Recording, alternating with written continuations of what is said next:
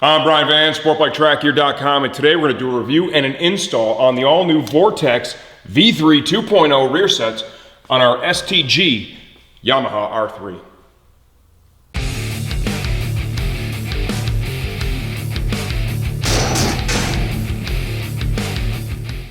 Okay, brand new design from Vortex. You are able to select from 32 different foot peg positions. Tremendous adjustability is built in here. I'm going to try and show you some of that right now. I have the parts loose, so I'm able to rotate this.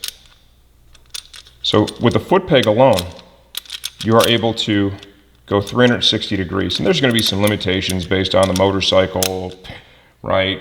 The way the bike's set up. Not every bike will be able to use every single position.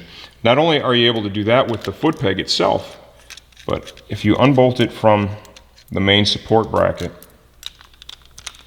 you'll see that you're able to choose which mounting hole it goes in. So you can go forward or rearward right there to begin with, and then rotate the foot peg. Not only is that adjustable, but you'll see here the shift lever itself. There are two different pivot positions. One high and one low. Show you that. It's machined right in there. So tremendous possibilities. On the R3, where the bracket bolts to the frame, you're also able to choose which set of holes you want to use, the upper or the lower.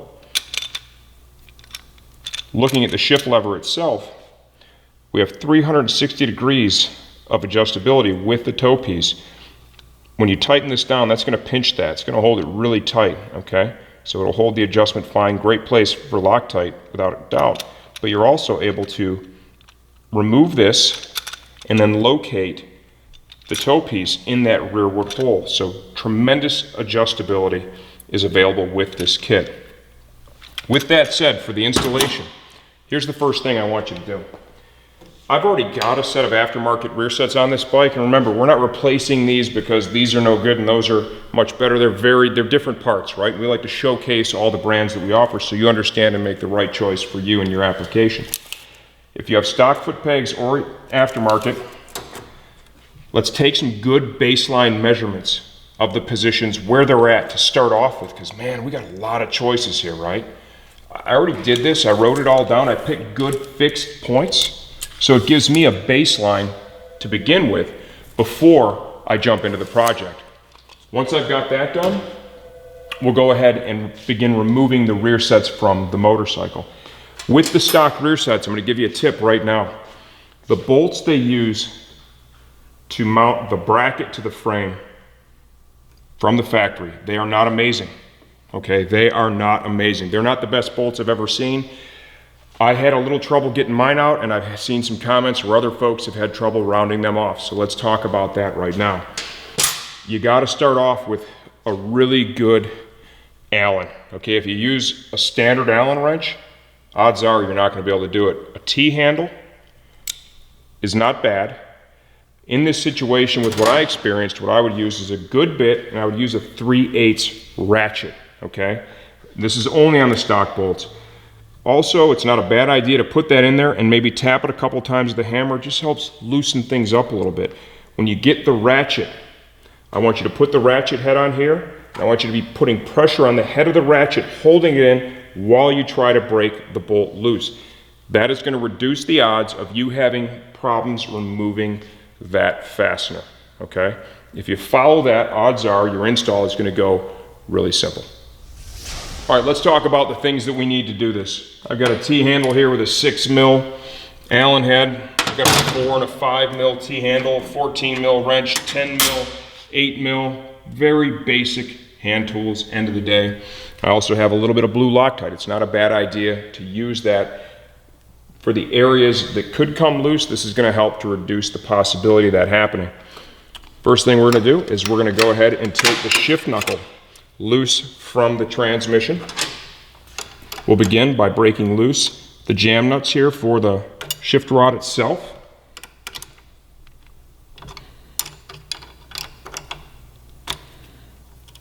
We will be reusing the Heim joint here at the trans.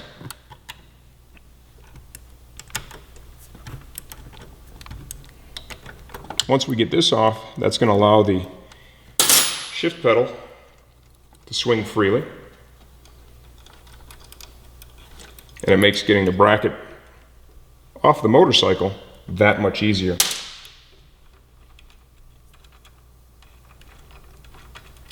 We'll remove this from the stock shift rod. We're going to reuse this and this. So let's go ahead and put these to the side so we can get back to them easily. Now we're ready to remove the mount bracket. Make sure you pay attention to that warning I gave you on the stock fasteners, okay? Because that is, I've seen that more than once now. I've seen the comment, worked with a few people to help them get through it. But if you take and follow the steps that I outlined there before you start the project, you're going to dramatically reduce the possibility of that happening. Okay, we're ready to begin the install. Vortex does a great job with the instructions. They're all right here. We have a nice exploded view. Shows all the possible foot peg positions, how everything's supposed to go together. It does recommend having it done by a certified mechanic. It's not a bad idea. You know you've got a serious rear set kit when they have instructions on how to adjust the foot pegs. You gotta love that, okay? All right here at your fingertips if you need to use it. I've mocked this up so I have an idea of what it takes to get me back to that baseline that I had with that initial measurement. If you did the same thing, which I encourage that you did, and say you have the stock rear sets and you know you want to build up a little bit and gain some ground clearance, well then choose accordingly. I already had a set of Woodcrafts on here and they were in a good position, right? Give or take. These will fine tune a little more if you want to do that. So I'm going to use the measurements I took to build off of that. Your first step is going to be mounting the main bracket to the motorcycle. They've included fasteners for this. Use Loctite here. This is a project bike that we're continually installing different parts on. That is the only reason that I'm not doing that right now. This is a key mounting point. You do not want this to come to loose. Once you've decided on which hole you're going to use, realistically, you're not going to need to take these back off unless you're doing heavy service on the bike or repairing crash damage. So we're going to get these mounted up. You can see they've included some fasteners, kind of a black finish to the head. They look kind of cool in there. And I'm going to torque this right now. If you want to use a torque wrench, knock yourself out. I'm just going to use my Motion Pro spinner T-handle here. Never torque one unless you have the other one seated as well, okay? Really important, you want to get that even. Next up, we're going to do the heel guard. This I will Loctite because there's really no reason that would need to come back off.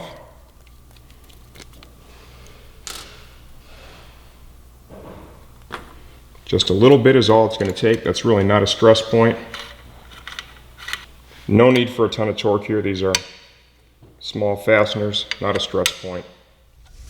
Okay, now we're going to install the foot peg bracket itself. I do have the foot peg temporarily bolted to this. Slide that in. I've already chosen the position that I want to use before we started filming this. There is a lock nut, a nylock nut that's included here. That really reduces the need for Loctite. So I'm going to say that's a personal decision, one that you need to make on your own. Torque this down.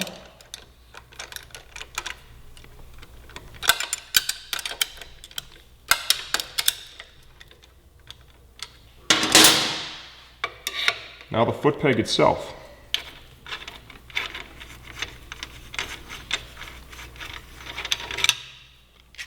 You can see the design they have here. It is keyed. It's hollow. You can see they have grooves in it, so if you want to shorten the foot peg, it's really easy to cut it right there. What you'll do is you'll line that up like so, and then insert the fastener. This is an area where I'm going to use some Loctite, because realistically, even to use the adjustments, we don't need that in place. If you look here, you'll see there's index marks that are on this. They're numbered. And you can see that there is a notch right here on the bracket that will display the number corresponding with its current location. Okay, now we'll go ahead and put the foot peg on. We can go ahead and run that down. I'm going to go ahead and torque that. Remember, I did use Loctite here. There is also a finishing cap that you can insert here if you choose to. Let's go ahead and get the tape measure. Just want to double check my measurements and see where I'm at. And I am literally right on where I was with the previous kit. Okay, now for the shift pedal. There's the mounting bolt. That is double ball bearing. And there is a washer that goes behind it that acts as a spacer. I've decided to use the lower hole. I'm going to put just a tiny little bit of thread locker on there.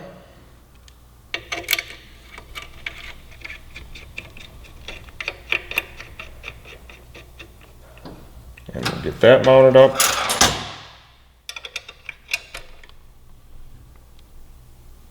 Torque that down. Make sure everything is moving freely. Now we're going to talk about the toe piece.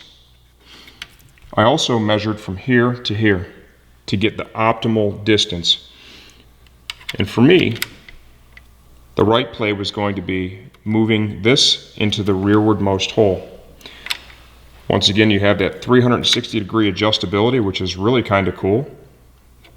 A lot of different things you can do with that. When I first saw the design, I'm like, man, what if this bolt here comes loose? This thing's just going to fall out. Well, once I took it apart, it was very clear there was a channel in there. That when the bolt is even in there loosely, it's going to hold that in place. Yeah, it could spin around, but when the bolt is in there, it's not going to be possible for that to come out.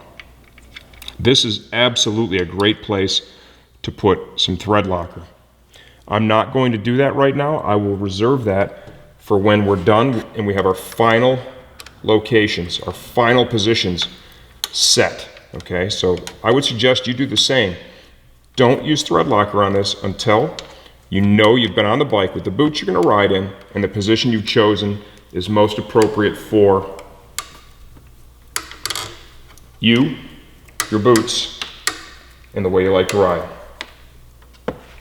Okay, they've included 2 different length shift rods. You're going to need to reuse your jam nuts. This is nice that they've done this, even though they're only a few millimeters difference in length. All the range of adjustability, if you're going to go standard or GP shift, having these few extra mils is going to be the difference between being able to get it done and not. What you want to do is you want to first decide, am I going standard shift or GP? This motorcycle currently is in standard. I'm going to leave it there. I've already mocked it up, and the rod that I'm going to need is going to be the longer of the 2. I think that one's going to do the better job for me. You want to now get the jam nuts installed on the rod. First thing you have to do is decide which one goes where. Get them threaded on.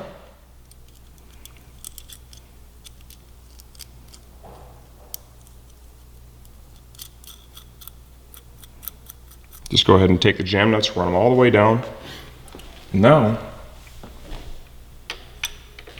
you want to get the rod installed on the motorcycle. What I like to do is I like to try and get both heim joints started at the same time.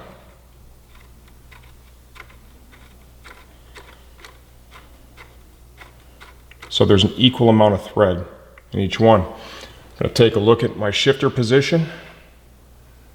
I'm going to pick my opening angle.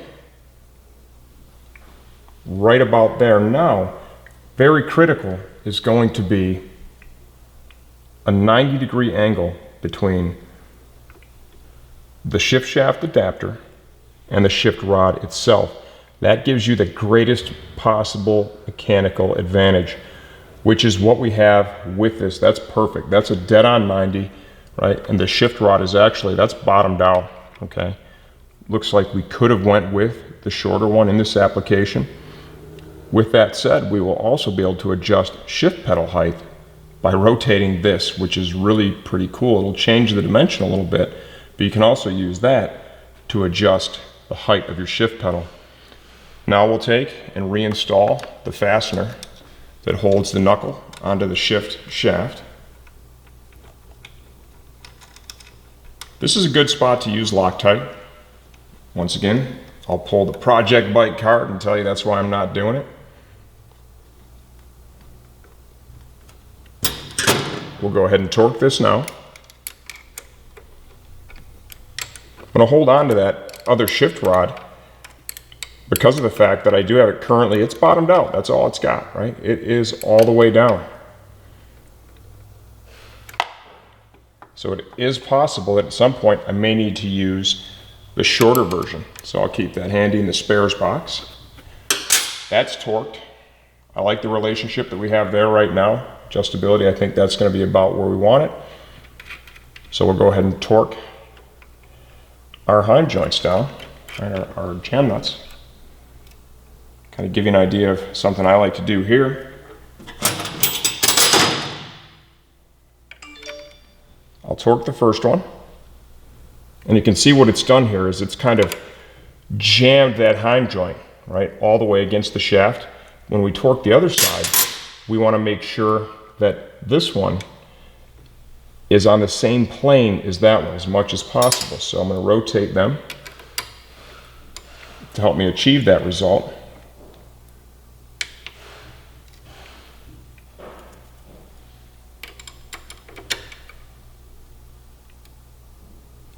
And a great way to check whether or not you've achieved that is just by rotating it back and forth. If you have one of these that's really cockeyed, it might jam against that shift pedal, okay? And then when you go to rotate like this, it's not going to. That, in the end, is gonna reduce the mechanical advantage, creates resistance. You don't wanna do that. So do what I just did, try and get them both even and on the same plane. It's gonna give you your best possible result. We are gonna double check this hind joint. It came installed from the factory on that shift pedal. What I want to make sure is that it is definitely tight and it's not going to come loose when we ride it. It is. That is a locking nut on the back, so we're good to go. Double check all your torque, and remember, when you're done and you've landed on the position here, this fastener would be a great place to put some Loctite. When we start talking about those finite adjustments of the shifter with this rear set kit, right? If I want, I just want it up just a little bit, you could rotate that, okay? And that is going to raise effectively the shift pedal because it's raised the toe piece. Put it back down in position because that is really where I want it. Or if you want to lower it a little bit, you can do that too without moving the whole shift pedal. That's really kind of cool. You don't have to adjust the rod itself. Make sure that is torqued so it doesn't slip. Now we're ready to go on to the brake side. Okay, we're ready to do the brake side now. Now that we know the positions that we've chosen for the foot pegs, right? We've already done that over there. All that's going to happen is we're going to move that over to this side so it's the same on both sides of the motorcycle. It's going to save some time for sure. This allows for the use of the stock brake light switch. I dig that. A lot of the brands, they're doing that on the R3. Hopefully they move that into the other bikes. It just makes life a lot easier for street riders who plan to retain the functionality of this switch. So once again, we're going to be able to do that with our V3 rear sets. Tools for this side, still once again, very basic. Hand tools, not a problem at all. We're going to start with removing the rear brake master cylinder. It'll still be held onto the rear set because it's attached to the pivot point of the rear brake pedal.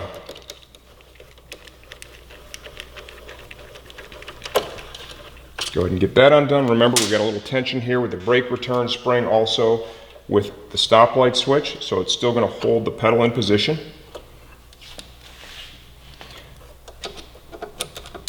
Couple of different ways to deal with that. One would be to hold the pedal down like I'm doing right now. Another would be to try and reach back there and disengage the brake spring. I believe that method would be a little bit tougher, so I think doing this is the right play. Once you get to the top fastener, it's no longer a problem.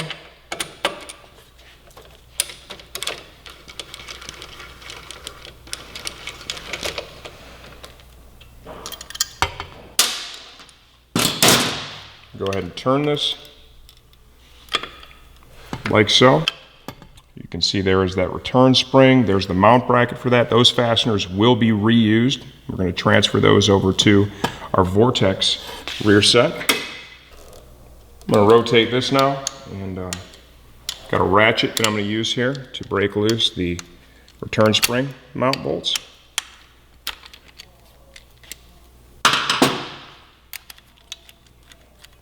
I would definitely, on the street bike or your race bike, if you're going to retain that switch and return spring functionality, that's a great place to use Loctite for sure, because there's really not going to be a reason to remove these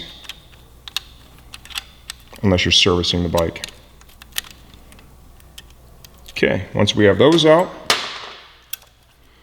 we'll be able to maneuver the springs out of the switch and then out of the actual brake pedal from the other set of rear sets.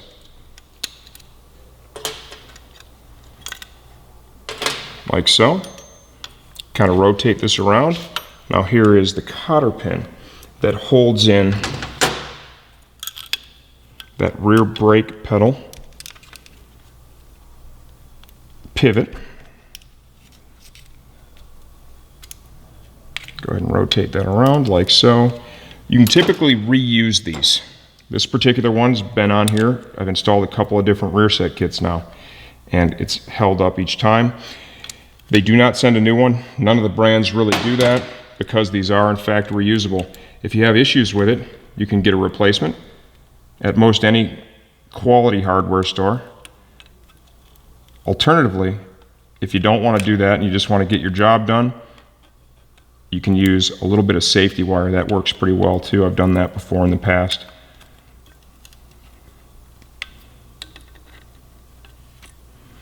Go ahead and remove that. It's never a bad idea to put a little film of grease on here before you slide it through. There is a little bit of friction there. Okay, now the Vortex rear set. Okay, now let's go ahead and get this thing prepped and ready. It's got a little bit of grease. We're going to put that, just a thin film of that here on that pin. Truth be told, most of us don't really use the rear brake very much at all, or zero, right? That is probably more common than anything else. Still, it's a good idea to just do the job right. Slide that through.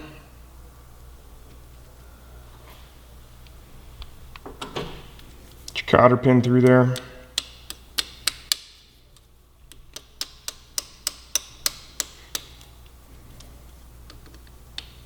Once you've got the cotter pin through, go ahead and spread out the legs again and kind of wrap them around the pin. It's going to help to hold it into position.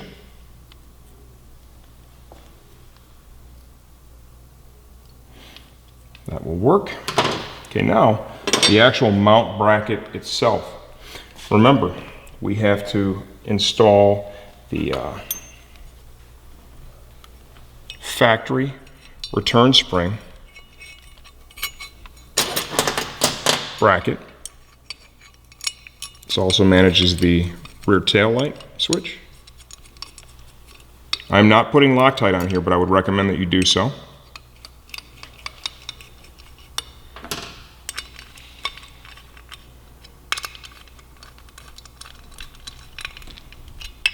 Like so.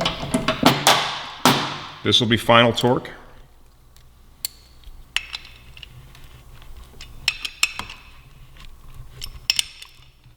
And those were the stock fasteners that came with the motorcycle.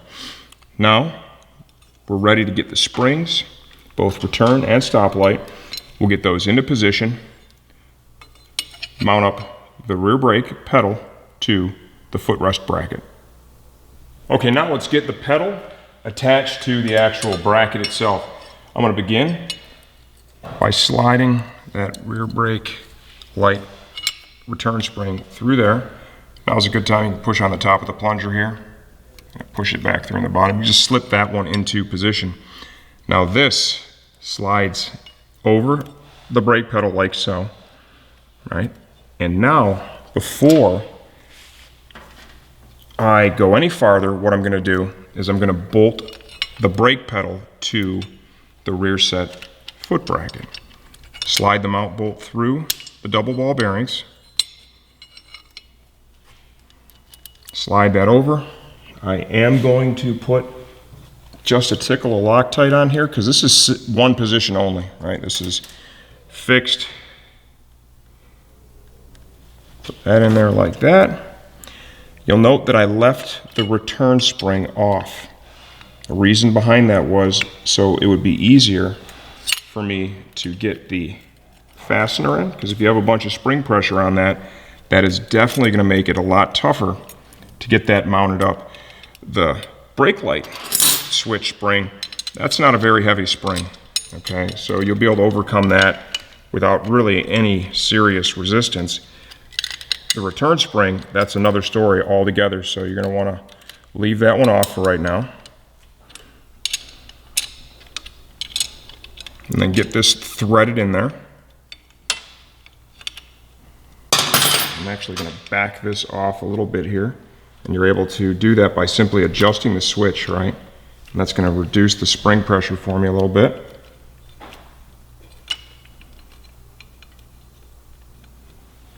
Come back to this until I'm able to start that by hand. Because what I don't want to do is have myself, right out of the gate here with a brand new rear set and put myself into a cross thread scenario. Once I've got that,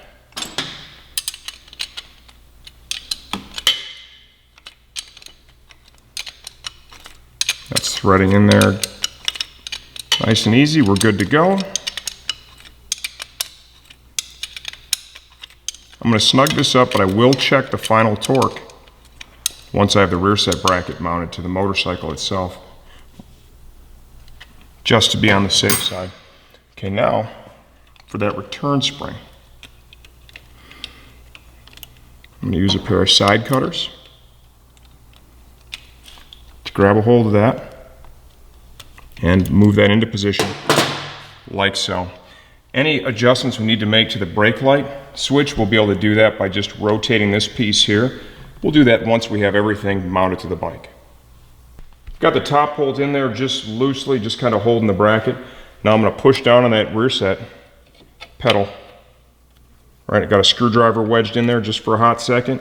What that's going to do is it's going to make it a lot easier to get this lower bolt started, because I don't have to hold the pedal down and start that bolt with one hand. The screwdriver is doing the majority of the work, and I'll be able to just run that down in there. I'm not going to torque it, I'm just going to get it seated right now, right there. Come on up to the top.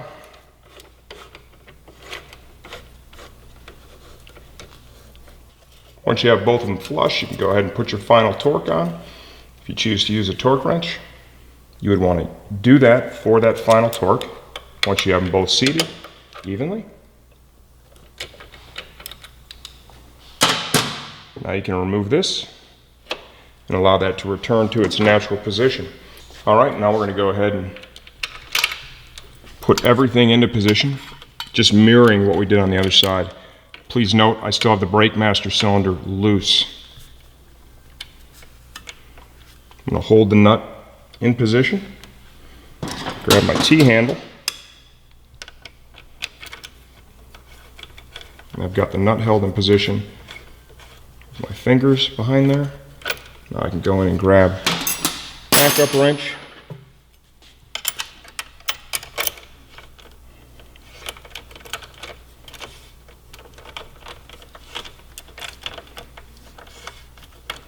this torque down.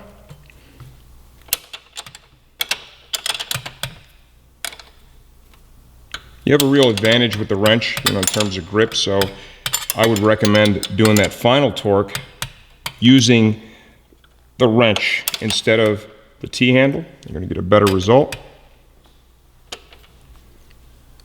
Like so.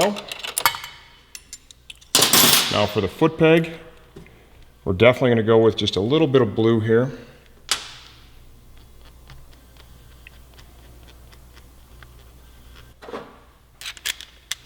Get that foot peg into position. And this can be torqued down now.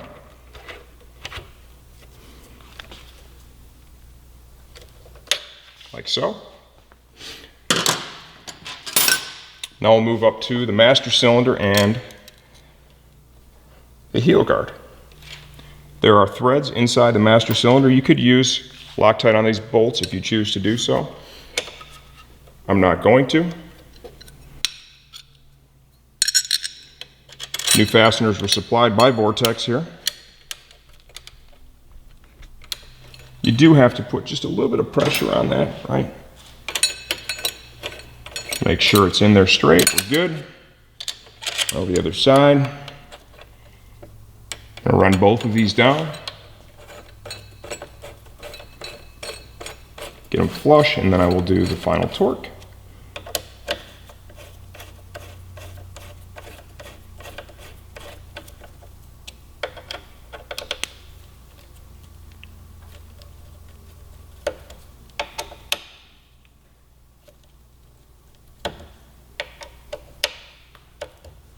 Now, onto our toe piece. Got it in that rearwardmost hole, and then I have it rotated all the way forward. This I would not Loctite, not until you've been on the bike with the boots that you're going to ride in, to really vet out that position to make sure it is right where you want it. You get a bunch of Loctite in there before you do that, it just makes that a more difficult process, okay? Everything is torqued down. There's a few things we still have to do. I want to show you one of those closeout caps. It's got an O-ring that holds it into position. Slips right in there. The fit is kind of loose, but it is not coming out. You actually have to put a screwdriver behind that to get that to come free. Okay, so if you notice, you're like, it's kind of loose when you have it in there. Don't worry about it. That is all good. It's not coming out unless you put real pressure behind it. Okay, rear brake light, if you're street riding still and you want that active, you can adjust by turning this nut that goes through that bracket right there. Effectively, what you want to see is when you push down, when you initiate that, you want to see that plunger pulling down basically immediately. Turn the bike on, go back, push on this with one hand, look at the light and make sure that when you initially push on it, it comes on. You don't want it to be that first tiny little bit, right? If you breathe on it and it turns the light on, that means when you're riding the bike down the road, you hit a bump, your brake light's gonna turn on. You don't want that. You want it to be more like it takes some actual movement, right? You're actually pushing the plunger or the brake master, squeezing the brake pads against the rotor, not just, this thing barely moving and it turns the light on. So you want to vet that out before you do ride it on the street. Beyond that, you're good to go. And we're pretty much done with the project at this point. Key elements are this.